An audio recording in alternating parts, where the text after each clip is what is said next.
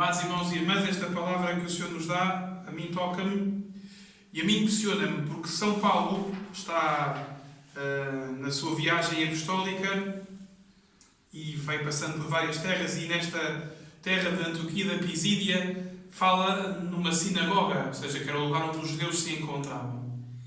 E São Paulo tinha muito bem presente isto.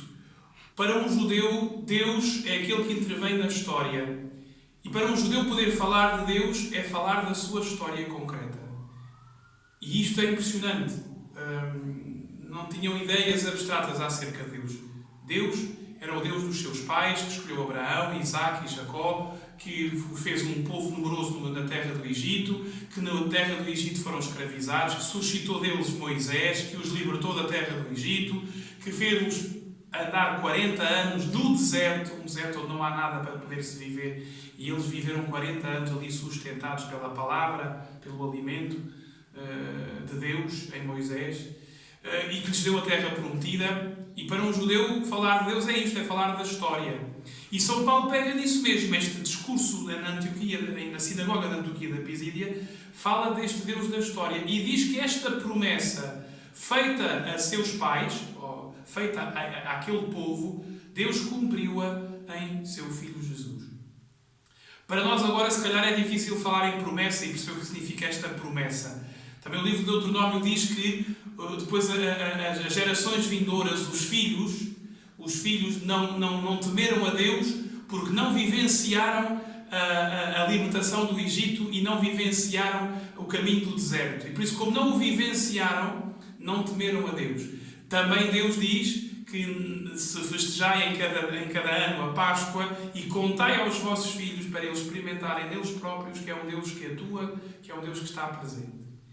E se calhar hoje em dia, falar de promessa, de Deus que cumpre a promessa, se calhar está muito esquecido, ou não está tão presente como se calhar aos filhos destes que não passaram, aos filhos destes que passaram por esta história concreta, se calhar pode estar pouco presente esta promessa de fidelidade e amor de Deus. E hoje o Senhor vem-nos recordar o seguinte, que é esta promessa que Deus não só fez àquele povo que havia de vir, assim como Deus atuava na história, havia de vir o Messias, o Salvador, que de uma forma mais poderosa, mais intensa, havia de atuar na história, havia de se manifestar e tornar presente o reino de Deus na terra. Esta promessa, diz São Paulo, Deus cumpriu em Jesus. E é uma promessa que continua presente em nós, irmãos. Nós que fomos batizados no nome de Jesus, temos esta promessa de estar apoiados nele para sempre. A nossa vida joga-se nisto, em acolher ou não Jesus Cristo na nossa vida. Esta é que é a promessa. A mesma promessa feita aos nossos pais, ao povo de Israel, de que o reino de Deus havia de ser manifestado neste mundo através de um Messias, nós hoje vemos essa promessa cumprida em Jesus. E esse reino não é um reino bélico das armas, este reino é a vida eterna. A vida que vence a morte, a vida desta plenitude. E por isso é bom que te recordes e que hoje recordemos esta promessa de vida eterna que trazemos nós, que transportamos nós no batismo. Nós somos marcados pela promessa, quando casamos comprometemos-nos, quando somos padres comprometemos-nos, quando assinamos um contrato de trabalho comprometemos-nos, e há uma promessa, tudo tem uma promessa. Promessa que havemos de ser felizes, uma promessa que havemos de ter dinheiro ao fim do mês. Há sempre uma entrega e que implica uma promessa, uma ansiedade e uma esperança. Meus irmãos, essa promessa é a vida eterna, que recebemos-la no batismo. No nome de Jesus fomos batizados neste Senhor ressuscitado, vencedor da morte.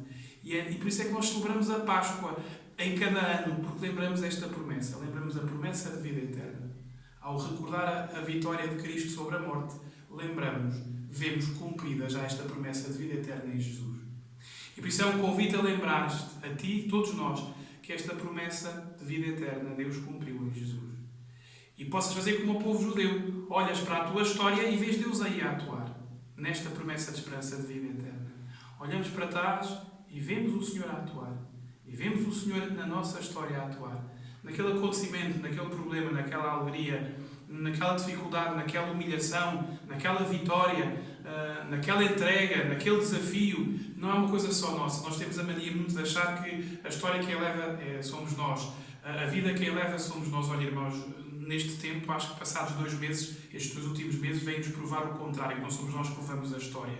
Somos nós que colaboramos, que atuamos, mas unidos a Ele, unidos a Deus. E como Deus nos ensina, em cada momento da nossa história, a estar presente e a confiar nele.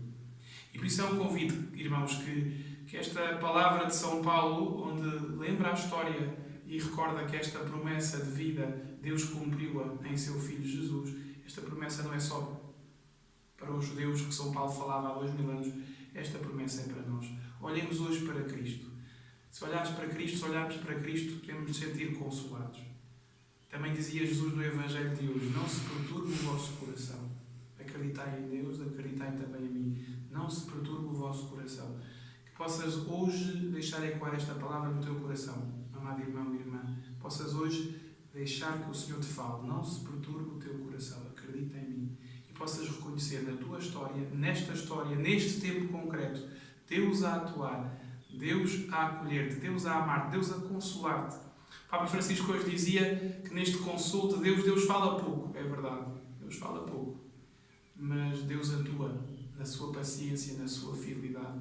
Que hoje possas reconhecer isso, essa presença de Deus, e que na Eucaristia, que celebramos essa morte e a ressurreição de Jesus, sintamos nós convosco e unidos a vós e a rezar por vós, sintamos nesta Eucaristia esta certeza, desta fidelidade de Deus na história, na nossa história, no nosso tempo.